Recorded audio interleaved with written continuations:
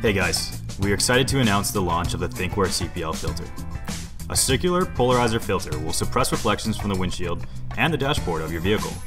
It will even help reduce glare. This will improve your dashcam's overall video quality.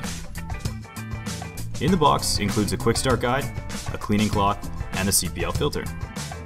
To install the CPL filter, first clean the lens with the cleaning cloth. Once your dashcam's lens is clean, take the protective plastics off of the CPL filter.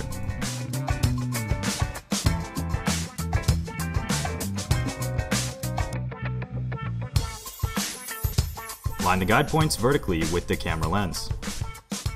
Press the CPL filter onto the lens of the dashcam. The CPL filter is now installed. You can purchase a CPL filter on our website in the link below. Thanks for watching, guys. If you have any questions or comments, make sure you contact our support team.